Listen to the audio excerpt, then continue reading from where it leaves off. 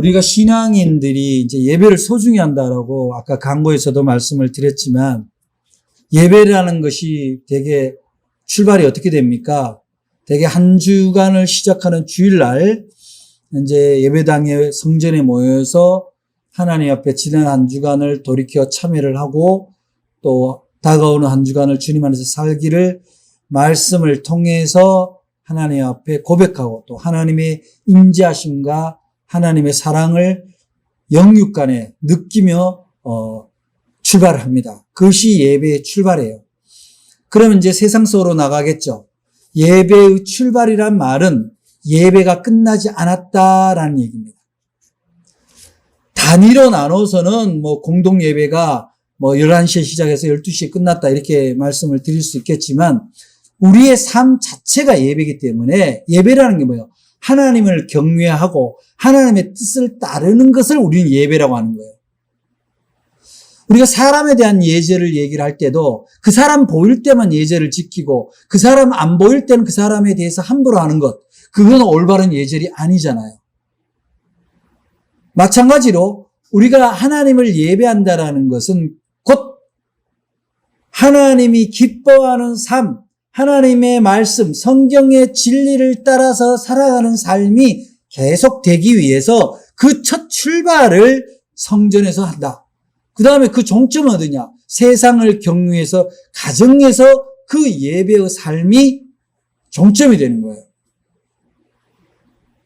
예배의 삶은 예배당이 종점이 아닙니다. 예배당은 언제나 출발점이고 훈련 장소이지 예배당에서 그 모든 예배가 종결되는 게 아니에요.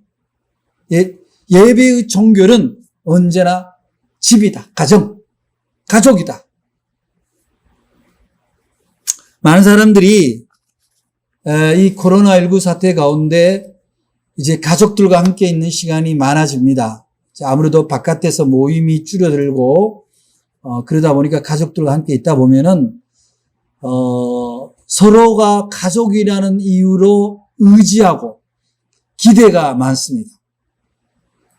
그러니까 기대가 많은데 우리 부모님은 나한테 이렇게 했으면 좋겠고 이렇게 하는 게 마땅하다. 내 남편은 나한테 이렇게 하는 게 좋을 거고 이렇게 하는 게 마땅하다. 내 아내는 당연히 나한테 이렇게 해줘야 되고 이렇게 하는 게 마땅하다. 내 자식은 당연히 나한테 이렇게 해야 되고 이렇게 하는 게 마땅하다. 그렇지 아니한가? 라고 생각하는 것이 마치 가족을 생각하는 사랑의 마음에서 우리들이 첫 번째 들은 마음입니다. 그래서 기준이 어떻게 되고 나예요, 나. 나한테 얼마나 사랑을 주고 나를 얼마나 배려하는가가 우리는 가족을 생각할 때 늘 떠오릅니다. 그러나 물론 부모는 좀 다르죠. 부모는 자식에 대해서 기대보다는 해주고자 하는 게 많습니다. 그럼에도 불구하고 부모의 의지가 부모의 욕구가 자녀들한테 투영될 때가 많죠. 이렇게 코로나19 가운데 가정에서 지내는 시간이 많을 때 우리 가정이 정말 예배의 종점은 어디예요? 우리가 교회력을 보면요. 교회력이 예수님을 기다리는 대림절, 대강절로부터 시작해서 끝나는 게 뭐냐면 왕국절이에요. 천국절이다 말이에요. 천국절 다음에 다시 이제 대림절이 시작되는 거거든. 11월 달에. 그러니까 그건 뭐예요? 천국을 이루는 것이 예배의 목적이에요. 종교적 의식, 종교적 용어, 성경 구절을 줄줄줄 외운다고 해서 그 사람이 신앙이 좋으냐? 그렇지 않아요. 그 가정에 천국을 이루지 못하고 있다면 아무리 세상에서 존경받고 그럴듯해 보여도 그렇지 않다는 거예요. 우리가 이 세상을 사는 이유는 하나님이 창조하신 세상, 이 세상을 가지고 하나님이 창조하신 가정에서 천국을 누리는 것이 하나님의 뜻입니다. 마음속으로라도 아멘 하세요. 우리 영상을 드리는 분들. 우리 신앙의 종점, 우리 예배의 종점은 예배당이나 목사님한테 잘 보이는 게 아니라 내 사랑하는 가족들에게서 나를 통한 천국을 맛보게 할 때 그 사람의 예배는 성공한 거다. 저도 이제 나이가 이렇게 60이 이제 가까워지니까 이제 그동안 살아온 시간들을 이렇게 돌아보면 목회자이기도 하고 또 오랫동안 평신도로 생활을 했지만 제가 오늘 이렇게 서두에 드리는 말씀만큼 가족에 대해서 전적으로 예배의 종점을 천국을 이루는 예배자로서 살았느냐 그러면 회개할 점이 많아요. 그래서 이제 나이가 조금씩 드니까 이제 아내에 대한 의존도도 좀 조금씩 높아지고 그러다 보니까 이 의존도가 높아지다 보니까 혹시 저 사람이 나중에 내가 더 나이 먹어서 혹시 이렇게 무시하고 혹시 나를 막 놔두고 어디 막 돌아다니고 그럼 어떻게 되나 그런 생각도 조금씩 들 때 있어요. 그래서 옛날에 언젠가 순댓국집에 갔는데 순댓국집에 그분이 뭘 그렇게 많이 써놨는데 그래서 제가 오죽하면 그래서 사진을 찍어 갖고 왔는데 뭐라 써놨냐면 남편을 집에 두면 근심덩어리, 데리고 나가면 짐덩어리, 마주 앉아 있으면 왼수덩어리, 혼자 보내면 사고덩어리, 며느리한테 맡기면 구박덩어리. 그때는 에이 이거 웃자고 하는 얘기지 설마 그렇겠나 그랬더니 저도 내년에 60인데 거사님 죄송합니다. 우리 교회에서 제가 나이로는 넘버 2인데 어쨌든 이런 이야기가 예사롭게 들리진 않아요. 그래서 요즘은 제가 좀 집에서 설거지도 좀 하려고 그러고 그러는데 참 오랫동안 우리 부모님으로부터 학습되어진 것이 이렇게 어느 날 갑자기 바뀐다는 게 쉽진 않은 것 같아요. 옛날에 제가 여러분한테 들려줬나 모르겠는데 어떤 사람이 이스라엘 이제 성지 순례를 갔어요.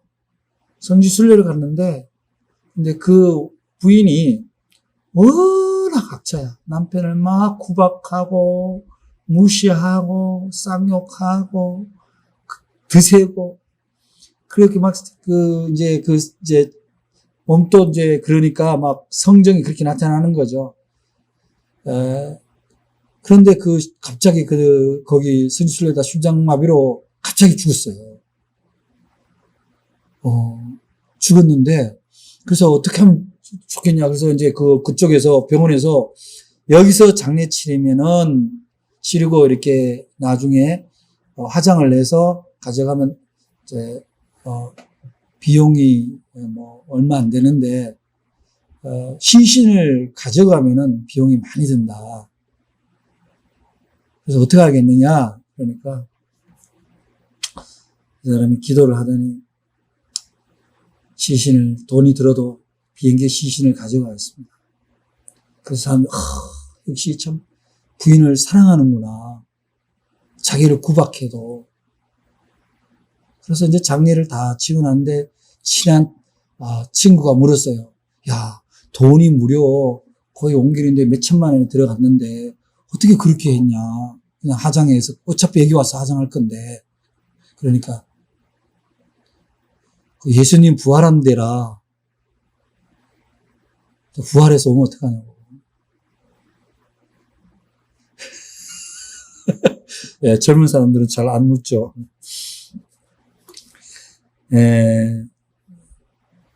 우리 웃자고 하는 얘기죠. 설마 그랬겠어요. 설마 그러진 않았는데 웃자고 하는 얘기인데 그만큼 남편이 아내를 무서워한다. 나이를 먹으면 그런 우화죠. 사람들이 이제 신앙생활을 열심히 하다 보면은 가정은 소홀히 하고 예배의 모든 거를 한다. 언젠가 제가 존경하는 유성준 목사님 계시잖아요. 유성준 목사님이 미국에서 UMC 유성준 목사님이 그랬나 이세영 교수님이 그랬나 제가 두 분 다 존경하는 분인데, 미국에서 이제 UMC 목사 안수를 받기 전에 품행 심사를 하는데, 묻더래요.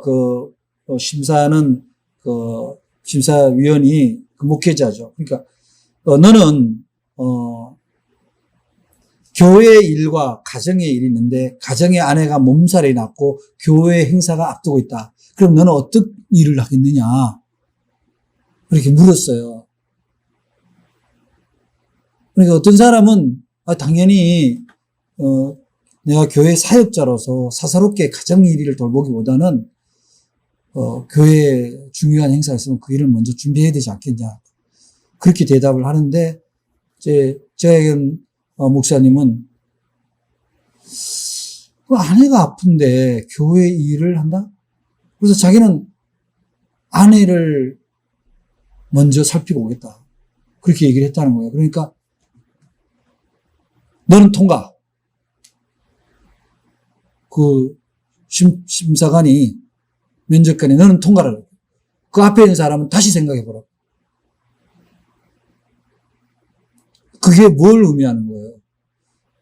마치 우리는 신앙생활을 잘하면 막 교회 가서 뭔가 일을 많이 하고 가정의 일은 소홀히 해도 된다. 그렇게 생각하기가 쉬운데 그건 오해입니다. 교회 봉사하지 말라는 게 아니라 교회 봉사를 하다가도 가정에 힘든 일이 있으면 가정에 먼저 가야죠. 집안을 엉망해놓고 교회 청소 열심히 하는 게 하나님 보시기에 썩 보기 좋지는 않을 거예요. 저희 모교회, 제가 이런 신앙관을 갖게 된 것도 저희 모교회 박기서 목사님이 그렇게 말씀하셨어요. 언젠가, 누가 이렇게 저 수요 예배를 드는데 이렇게 쪽지를, 사모님이 쪽지를 이렇게 써서 강대상에 이렇게 올려주니까 읽어보니까 교회 밖에 누가 온 거예요. 어느 권사님 집에 왔는데 문이 잠겨서 집안에 친척이 오셨나 시댁이 누가 오셨나 했는데 못 들어간다고. 그러니까 목사님 예배 드리다 집에 빨리 가라고. 문제 깨서 사람 못 들어간다고. 그럼 일반적으로 생각하면 예배 드리고 가도 되잖아요. 어차피 늦은 거. 근데 얼른 가라는 거예요. 그래서 목사님이 사람을 대접을 잘못하고 하나님 대접한다 그러면 그건 오해다. 그런 말씀을 들었어요. 그렇구나. 근데 그게 목사님의 생각이 아니라 성경에 나오겠죠. 하나님 앞에 예물을 드리려다가도 형제하고 불화가 있거든. 먼저 가서 화해하고 오라 그랬잖아요. 가정이 그만큼 소중한 거예요. 남하고 화해하는데 가정에서 화해를 못한다 그러면 이 사람은 신앙을 가져도 굉장히 어려운 사람이죠. 미국에 스트레스가 질병에 끼치는 영향을 연구하는 함센 박사라고 있는데 이분이 스트레스에 대한 저항력이 가장 높은 저항력이 생기는 호르몬 분비를 하는데 그게 뭐냐면은 바로 마음의 평화라는 거예요. 평안, 화목. 어떤 사람은 집에 가면 편안하고 아늑한데 어떤 사람은 집이 지옥 같은 사람도 있어요. 엄마가 계속 잔소리를 한다든지 아버지가 막 쌍욕을 올라가 폭력을 행사한다든지 집에 가면 해야 될 일이 산더미처럼 쌓여 있다든지 그러면은 집이 뭔가 안식의 공간이 아니라 정말 또 다른 집. 제가 우리 가족한테 좀 미안한 마음이 있는데 언젠가 집안에 그래 내가 그 이후에 이제 설거지를 잘해야 되겠다 이런 생각하는데 이렇게 집에 오면 설거지가 산더미처럼 쌓여있고 청소할 게 선수했으면 나는 이제 다시 출근이야. 퇴근하고 왔는데 나는 이제 다시 출근이야. 그렇게 또 시간을 또 이렇게 열심히 일하고 저녁 준비하고 청소하고 빨래하고 근데 젊을 때는 왜 몰랐겠어요, 그런 걸. 참, 고은 선생의 시처럼 올라갈 때 못 본 꽃, 내려올 때 보았네라더니, 이제 내리막길이 되니까, 아유, 죄송합니다. 그런데 그 스트레스를 이기는 그 힘이 뭐냐면은, 가정에서 화목하고, 가정에서 위안을 받을 때 스트레스를 이기는 힘이 생기는 거예요. 우리가 어떤 걸 경험할 수 있어요? 출근하는 아버지들이, 엄마들도 마찬가지겠습니다만, 퇴근해서 왔을 때, 아빠! 엄마! 그리고 껴안길 때, 그때 그때 하루 피로가 싹 가야 되는데, 왜 이래? 집이 왜 이래? 막 엉망진창이야, 이 새끼들 말이지. 이렇게 해버리는 순간 어떻게 해요? 집이 피로가 가는 게 아니라, 스트레스가 지워지는 게 아니라, 오히려 스트레스가 쌓이는 거죠.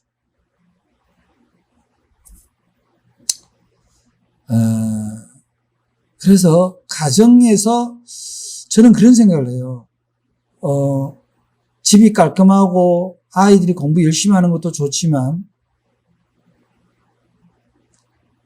혹여 가정 구성원들 간에 어떤 나의 기준이 가족들에게 억압이 되고 부담이 되고 정말 피하고 싶은 그런 상황으로 몰려간다면 내가 조금 양보해야 되는 거다. 내가 조금. 그래서 스트레스가 만병의 근원이 되는데 스트레스를 줄이는데 가정이 굉장히 소중하다. 하나님이 교회를 먼저 세운 게 아니잖아요. 하나님이 독재하는 것이 좋지 않다고 아담을 만들어 놓고 보니까 혼자 있으니까 외로워 보이니까 그러니까 같이 왜냐하면 하나님이 태초에 천지를 창조할 때 생육하고 번성하라고 했기 때문에 그 생육 번성을 하려면 독재하는 게 좋지 않고 가정을 꾸리는 게 좋아요. 그래 가정은 하나님이 창조한 거고요. 교회는 하나님이 창조한 게 아니에요. 하나님을 믿는 그리스도 예수를 믿는 공동체들이 일종의 가치 공동체, 생활 공동체, 예배 공동체, 훈련 공동체로서 인간들이 서로를 의지하고 지지하고 격려하고 지켜주기 위해서 만든 것이 예배당이에요. 하나님이 어디에도 예배당을 만들으라고 지시하지 않았어요. 다만 예수님이 얘기를 했죠. 예수님이 베드로의 고백에 주는 그리스도의 살아계신 하나님이시니다라고 한 그 고백 위에 내 교회를 세우리니 했을 때는 교회 건물을 얘기하는 게 아니잖아요. 믿음의 반석 위에 한 사람, 두 사람, 세 사람이 그 예수 그리스도를 따르는 모습, 그 평화의 모습, 그 사랑의 모습으로 사는 그 모습, 그 믿는 사람이 있는 곳이 교회가 되는 그 교회를 세운다는 거예요. 그러면서 뭐라 그래요? 이 세상에 있는 저 성전은 내가 부시고 사흘 만에 새로 세울 수도 있다. 그건 뭐냐요? 보이는 성전은, 건물의 성전은 중요하다라는 게 아니라, 필요는 하죠. 우리 학교 공부하는데 건물 없이 길바닥에서 공부할 수는 없잖아요. 건물이 필요는 해요. 소중은 안 해요. 그러나 건물 자체가 교회라 이렇게 보기는 어렵고, 그러면은 우리의 삶, 우리의 행위, 우리의 공동체의 모습이 곧 교회가 되어야 되는 거예요. 교회는 어떤 것입니까? 하나님의 영이 임재하고 하나님의 은혜가 내리는 곳이에요. 성령이 임해야 교회가 되는 거예요. 아무리 교회라 그래도 교회 안에서 장로님들, 목사님들이 서로 의견이 달라서 의견이 분분하고 내 주장, 네 주장 막 할 때 거기 어떻게 성령이 임재하겠어요? 그렇잖아요. 집안도 마찬가지예요. 여러분 한 사람이 다 교회인데 여러분이 교회면 여러분 자신 안에 먼저 성령이 임재를 하셔야 되고 그 다음에 이 공동체 안에 하나님의 영이 임재를 해야 되는데 그 임재의 이유가 뭐예요? 성령이 계셔야 되는 이유는 뭐예요? 먼저 하나님의 뜻을 헤아려서 하나님의 뜻은 아주 간단합니다. 복잡하지 않아요. 하나님의 뜻은 오늘 사도 바울이 에베소 교회에 보내는 이 편지 속에서 우리에게 당부하는 말씀처럼 그대로예요. 뭡니까? 이렇게 되는 거예요. 자, 보니까 32절에 보니까 서로 친절하게 하며 불쌍히 여기며 서로 용서하기를 하나님이 그리스도 안에서 너희를 용서하신 같이 해라. 그러므로 사랑을 받는 자녀같이 너희는 하나님을 본받는 자가 되고. 이게 교회예요. 여러분 생각해 보세요. 천국이 어떤 거예요? 친절한 곳이 천국이잖아. 친절한 곳. 그죠? 나를 좀 배려해주는, 나를 좀 불쌍하게, 여기서 불쌍하다 얘기는 이렇게 천하게 본다, 자기보다 아래를 본다는 게 아니라 측은지심, 즉, 사랑이에요, 사랑. 근심으로 바라봐 주는 거예요. 여러분, 뭐 이거는 어떤 단순 비교는 할 수 없지만 이렇게 돈 많은 부자들이 비싼 호텔 식당 같은 데 가서 대접을 받고 싶은 이유가 뭐냐면은 그 호텔의 종업원들은 식당의 종업원들은 고객이 반찬이 딱 떨어질 때쯤 되고 물이 딱 떨어질 때 되면 미리 가서 고객님 뭐 필요하신 거 없으십니까? 물을 좀 더 갖다 드릴까요? 반찬을 좀 더 드릴까요? 이렇게 물어봐. 그런데 그냥 일상적인 우리가 막 생활 속에서 그냥 하루를 때우기 위해서 식사를 하는 식당을 가면은 그렇게 물을 수가 없죠. 그 사람은 또 분주하고 바쁘고 다 뭐 저렴한 가게에 밥 먹으러 온 사람들 일일이 뭐 다니면서 부족한 거 채워주고 그럴 수는 없거든요. 그러니까 가진 사람들은 자기만을 대접받고 싶은 거예요. 자기가 관심받고 싶은 거예요. 자기가 더 달라고 얘기하는 게 싫은 거예요. 그 불쌍히 여긴다는 거는 무슨 얘기입니까? 네가 얘기하지 않아도 내가 주겠다. 여러분의 가정 안에 여러분의 가족에게 가족이 뭘 달라고 징징 조르기 전에 먼저 필요를 헤아릴 수 있는 사람이 그 사람이 하나님의 마음을 가진 사람이죠. 사랑이 있는 사람입니다.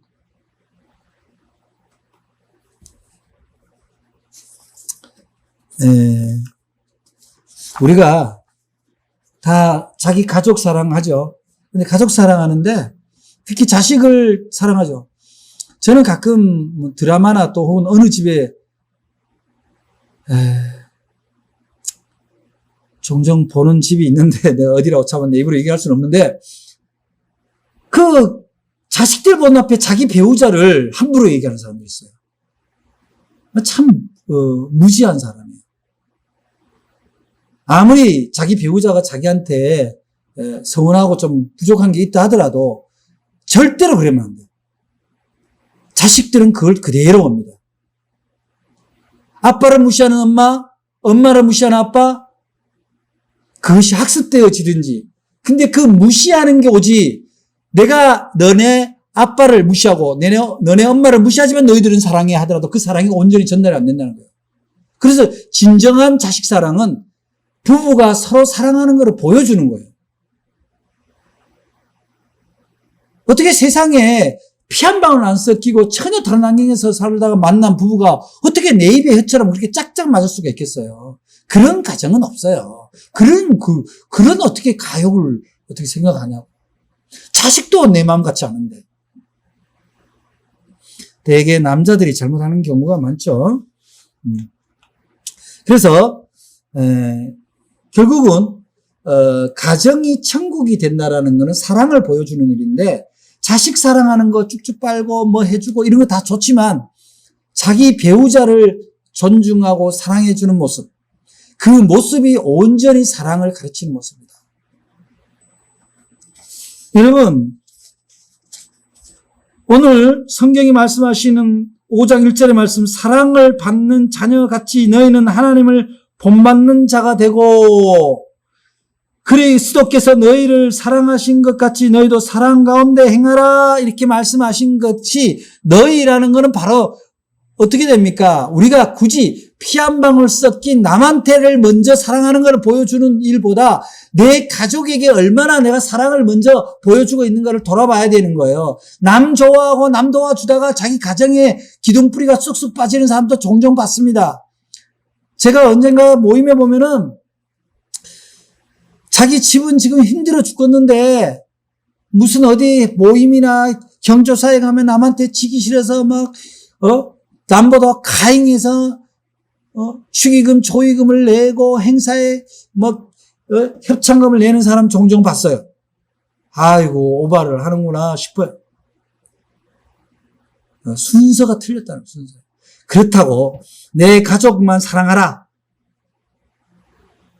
이웃은 멀리해라 이게 아니라 내 가족을 사랑하는 것이 잘 훈련되어서 습관이 되어서 다른 사람도 내 가족처럼 사랑하게 되어야 된다 그런 거죠.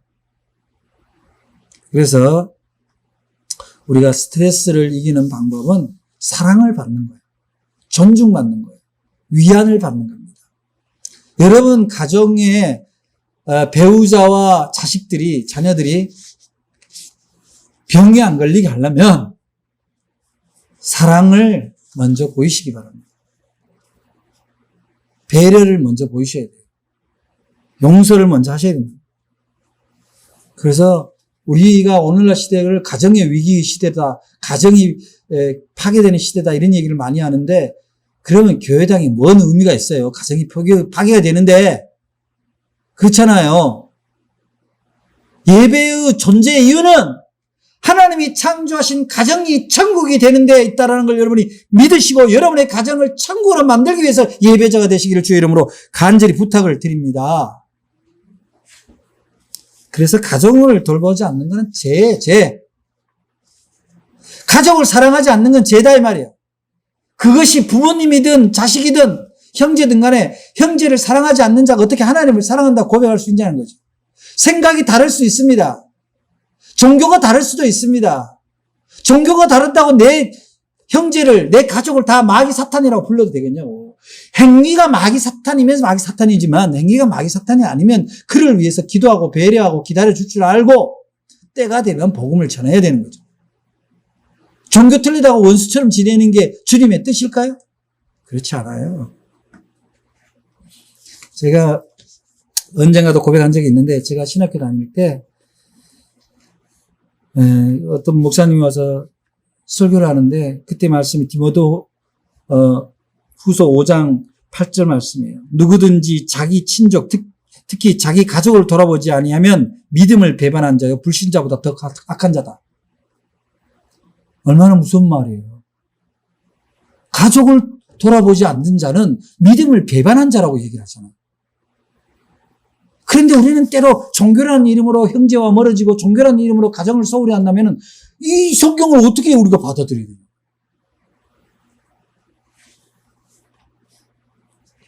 그래서 언젠가 어느 책에 보니까 어느 미국의 어느 한 크리스천 가정에 가훈이 뭐냐면 웰컴 홈이야. 가훈이 웰컴 홈. 집에 온 거를 환영한다. 근데 웰컴 홈인데 웰컴 홈의 행동 지침이 뭐냐면은 누구든지 오면은 반갑게 웃고 환영한다. 그거를 지키자. 그 가장이 훌륭한 사람 아니에요, 진짜? 아유, 그런 걸 진작 알았으면 나도 그렇게 하고 살 걸 그랬어. 그래서, 여기서 누구든지 먼저 집에 와 있는 사람 오면은 엄마가 들어오면, 웰컴, 마마.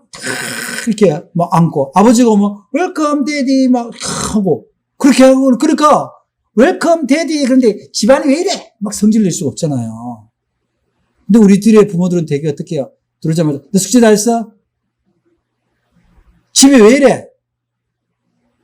별 비켜. 그러면 안 돼. 애들 하루 종일 엄마를 기다리는데 막 엄마한테 막 애들한테 투덜거리면 안 되지. 그게 뭐라는 거예요? 죄예요, 죄. 그냥 내 성정이 그러니까 이해하세요 이게 아니야. 내가 원래 좀 그렇잖아. 뭐 갱년기잖아. 막 이렇게 얘기를 해서 될 일이 아니요. 가족을 함부로 하는 거는 죄라고 성령이 얘기하는데 어떻게 해? 저도 웬만하면 그럴 수 있어 그렇게 얘기하고 싶은데 목사가 성경을 거꾸로 얘기할 수는 없어요. 그래서 제가 언젠가 우리 아내한테 편지를 썼어요. 그때 신학교 때. 앞으로 내가 잘하겠다. 편지 썼는데 그 이후에도 별로 잘한 것 같지는 않아요. 그래서 그러면 우리가 이제 지금까지 얘기한 거 다 이해하고 동의해. 그럼 우리가 어떻게 하면 그렇게 할 수 있겠냐는 거야. 어떻게 하면 우리 가정이 그렇게 정말 천국을 이루는 성령 충만한 가정이 될 수 있겠냐? 나는 기도밖에 없어요. 우리한테는 능력이 없어요. 우리는 육신 덩어리이기 때문에 우리는 감각의 존재고 감정의 존재거든요. 우리한테 누군가 이렇게 찔르면 아프고 기분 나쁜 거예요. 길 가다가도 사람이 급해서 툭 치고 가잖아요. 그럼 그 사람이 바빠서 인사 미안합니다 소리 못하고 하면 불러서 이 양반아 쳤으면 사과를 해야 될 거 아니야. 아니 그 정도가 인간이 그 정도로 참 용렬하고 옹졸한 게 인간이야. 사람이 바빠서 툭 쳤는데 일부러 친 것도 아닌데 바쁘니까 쳤지. 근데 붙들어놓고 꼭 사과를 받아야 되냐. 근데 그게 인간의 한계예요. 집안에 있어도 자식한테도 배우자한테도 똑같아. 나의 감정, 나의 신체적인 한계에 의해서 상대방한테 그대로 노출된다. 근데 그거를 이겨내는 거예요. 우리의 육신을 이기려면 우리 육신에 있지 않고 어디에 있어요? 오로지 성령님에서 하나님의 도우심에만 있는 거예요. 오히려 힘들 때 뭐 하는 거예요? 오늘 우리가 공동기도에 제가 서두에 어떻게 했어요? 수고하고 무거운 짐진 자들아 다 내게로 오라. 무슨 말이에요? 우리가 가장 수고하고 무거운 짐진다는 표현이 어떤 거예요? 아이고 대라. 아이고 대라. 저녁에 되면 온몸이 삭신이 아프고 돼요. 그때 우리 몸은 어떻게 하냐면 우리의 성정까지 드러나요. 몸이 피곤하니까 짜증을 내고 대응이 지혜롭지 못해요. 차분하지가 않아. 그래서 몸이 힘들다 할 때 우리는 주님을 찾아야 돼. 주님 찾아야 돼. 그래야 안식이 가능해요. 옛날에 우리 어머니 아버지들이 특히 우리 어머니 특히 우리 이모님 앉으면서 주여 일어나면서 주여 뭔 일만 있으면 주여야. 아유 주여 답답한 일이 있어도 주여 좋은 일이 있어도 주여. 그래서 저도 뭐 이제 주여 찾고 저도 어느 정도 습관이 됐는데 그 주여 찾는 이유가 뭐예요? 이 답답함 이 어쩔 수 없는 상황을 주님한테 의지할 수밖에 없다라는 우리의 고백이 그 안에 담겨 있는 거죠. 그래서 주님을 찾는 사람, 내가 마음에 내 생각이 가득 차고 내 성정이 가득 차고 내 혈기가 가득 찼을 때 그때 주님을 찾아야 돼요. 기도를 해야 된다는 겁니다. 기도를 길게 해야 된다는 것보다도 그 순간 단 1분이라도 내 안에 혈기가 돋고 짜증이 나고 모든 걸 포기하고 싶고 내팽개치고 싶을 때 그 단 30초라도 주님을 찾으셔야 돼요. 주님을 찾으면 얼른 찾아서 주님이 얼른 응답 안 하면 또 찾아요. 왜냐하면은 나를 괴롭게 하고 나를 힘들게 하는 내 앞에 있는 그 사람은 나를 해결해 줄 수 있는 능력이 전혀 없어. 그게 설상 배우자라 할지라도. 자식은 오죽 하겠냐고. 내가 얘 쳐다보면서 화딱지가 나 있는데 얘한테 써주봐 본다고 얘가 나한테 뭘 바꿔줄 수 있겠어. 그래서 분위기만 깨지는 거지. 집안이 순식간에 지옥이 되는 거예요. 안식을 하기 위해서 집에 왔는데 지옥이 돼버려요. 나 하나 때문에 집안을 지옥을 만들 수는 없잖아. 지옥 같은 집이라도 나 하나 때문에 그래도 천국을 바꿀 수 있다면 그 사람이 어떻게 해요? 예배의 완성자죠. 어떻게 가능합니까? 먼저 주님을 의지해야 돼요. 주님. 나는 할 수 없으니 주님이 해결해 주세요. 그래야 내 짐이 가벼워져. 내가 하려다 보니까 힘든 거예요.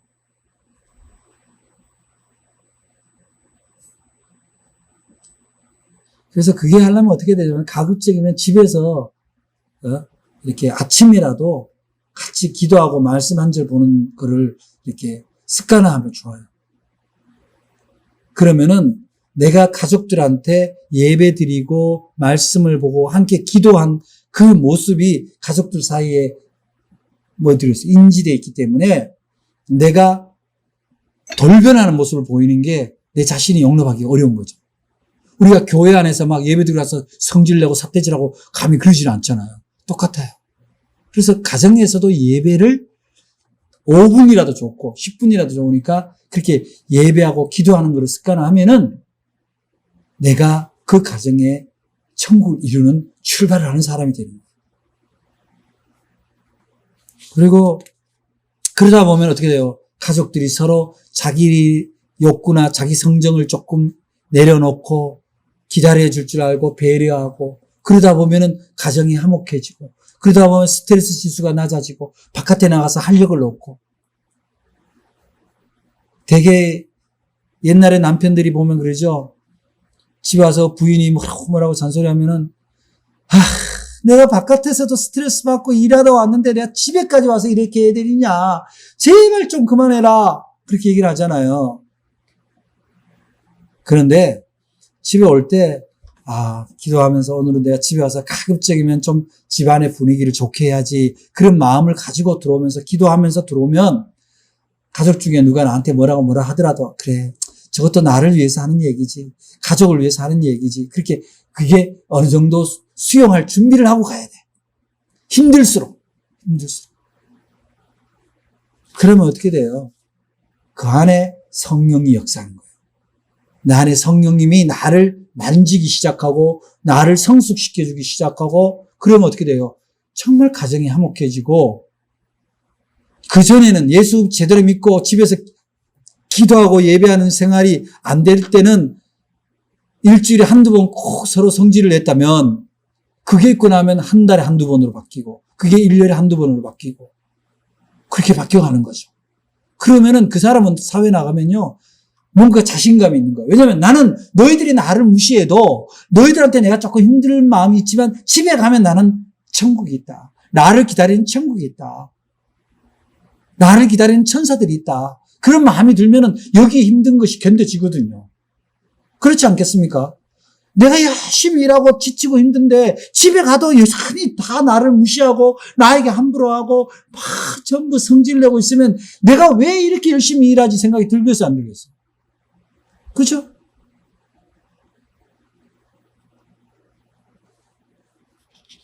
그래서 성령이 우리 안에 임재를 하셔야 가정이 천국이 되는 거예요. 성령을 받는 판결은 아주 간단합니다. 부르는 걸로부터 출발해요. 주님을 부르는 거예요. 주님, 저 힘들어요. 그걸 주님한테 얘기해요. 주님한테. 주님, 오늘 너무 속상해요. 그 주님한테 말씀하세요. 제발 집에 가족들한테 하지 말고 가족들은 상의할 수는 있어요. 아, 내가 바깥에서 이런 일인데 이걸 어떻게 하면 좋겠어? 이렇게 상의할 수는 있지만 와서 막 내가 바깥에 스트레스 받는데 이것들이 나를 못 알아보고 그러면은 이거는 뭐 바깥에도 지옥, 집에도 지옥, 뭐 나는 온갖 지옥만 만들고 다니는 사람이야. 이 세상에 지옥 살려고 온 게 아니잖아. 아, 지옥 살려고 예수 믿냐고. 그죠? 오늘부터 코로나19 가운데 여러분들이 힘들어도 성령님께 여러분의 힘든 거를 고백하고 성령님을 여기 안에 모실 수 있는 자기 안에 여유를 좀 가져요. 회사 출근하기 전에 좀 덜어내고 퇴근해서 집에 올 때 좀 덜어내고 여기다 성령님을 모시고 딱 들어가면은 거기 어떻게 돼요? 천국이 되어야 그 천국에서 하나님이 주시는 힘을 얻어서 또 세상 나가서 이기지. 아멘. 여러분들이 예배자로 오늘 함께 예배 드리는데 이 예배의 성경은 여러분의 가족이 판단하는 거예요. 하나님이 여러분의 가족을 통해서 네가 예배자이냐 아니냐, 너의 예배가 성공을 했느냐 못했냐는 것은 여러분의 가족을 통해서 하나님이 보실 거다 이런 말씀이에요. 예배는 성령님의 임재할 때 성공합니다. 여러분의 삶이 예배가 되고 여러분의 가정이 예배가 되고 천국이 되기 위해서는 지금부터 늘 주님을 찾는 주님의 말씀을 기억하는 그런 성도가 되시기를 바랍니다. 오늘 말씀 에베소서 5장 뒤쪽에 보면은 뭐라 그래요? 15절, 16절을 보면은 그런즉 너희가 어떻게 행할지를 자세히 주의하여 지혜 없는 자 같이 하지 말고 오직 지혜 있는 자 같이 하여 세월을 아끼라 때가 악하니라. 그리고 17절 그러므로 어리석은 자가 되지 말고 오직 주의 뜻이 무엇인가 이해하라. 18절 중요합니다. 술 취하지 마라 이는 방탕한 것이니 오직 성령으로 충만함을 받으라. 여기서 술 취하지 말라는 게 술만 찍는 게 아니에요. 자기 감정, 자기 육신에 취하지 말라는 거예요. 방탕하니까. 오직 성령으로 충만하면 우리들의 예배는 성공하고 우리의 가정은 천국이 되어 여러분의 삶이 성공을 할 수 있습니다. 기도하겠습니다. 주님 감사합니다. 오늘 말씀을 통해서 우리의 가정이 천국이 될 때 우리의 예배가 성공하는 것을 깨달았습니다. 우리 사랑하는 성도들 모두가 예배의 성공자, 즉 가정의 천국을 이루는 천사, 하나님의 사자들이 되게 도와 주시옵소서. 예수 그리스도 이름으로 기도드립니다. 아멘.